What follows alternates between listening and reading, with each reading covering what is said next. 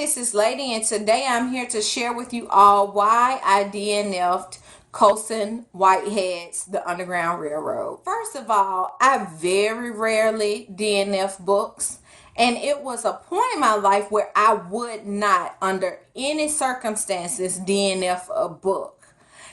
But lately, my TBR is so big. There are so many good books out there. I'm just not going to waste my time suffering through a book that I'm just not enjoying. There's too many good books out there for me to do that.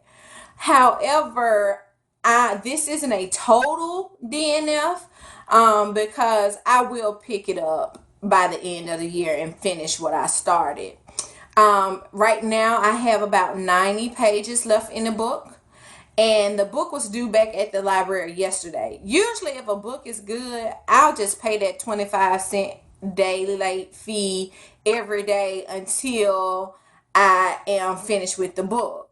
But I was like, I'm just not feeling it, so I'm taking it back. So I originally did not request this book. A little over a year or two ago, maybe, I joined this book club with my library where they automatically place, popular or new releases or certain books that I like. They automatically place them on hold for me. So I had been seeing all the hype about the book being released early and it being a Oprah book club pick, but I hadn't thought about reading it so soon. So when I saw that the library had placed it on hold for me, I figured, why not? So I decided to read. Me and Oprah Book Club's picks do not have a good history. Let me say that. And I saw some people who I enjoy the same type of books with. I saw their thoughts on it and I felt like, hey, I should give it a try. So that's another reason why. But let me get to the point why I DNF'd it. I felt a total disconnect with the character.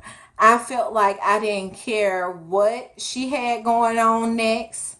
And if you don't know, the Underground Railroad follows a slave who goes through the Underground Railroad to escape. My favorite type of book is historical fiction.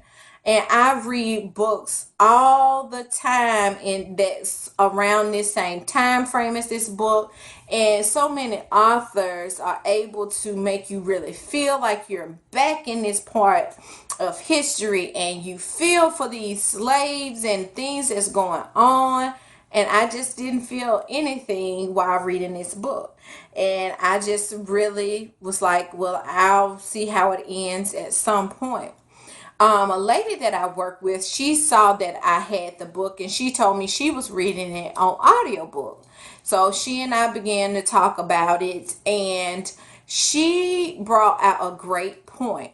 She said that she feels this book could easily be a 5-star read if it was written from first person. And that was like the aha for me.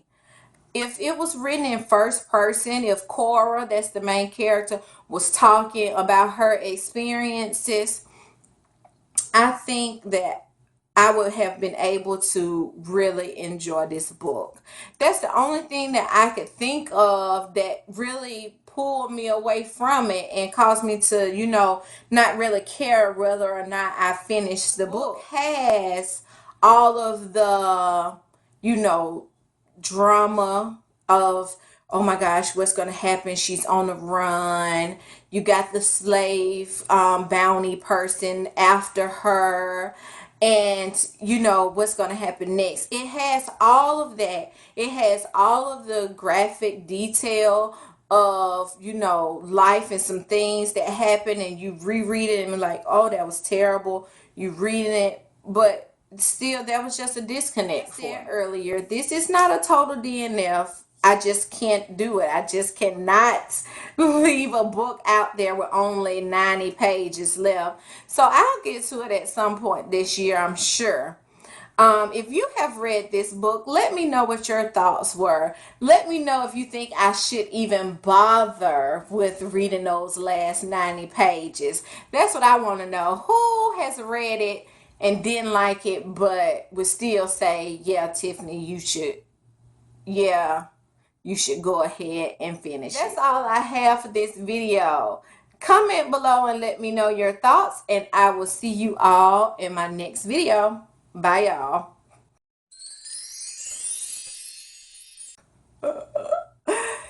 Yeah, that's my name. It's Tiffany. Freeform lady. Bye, y'all.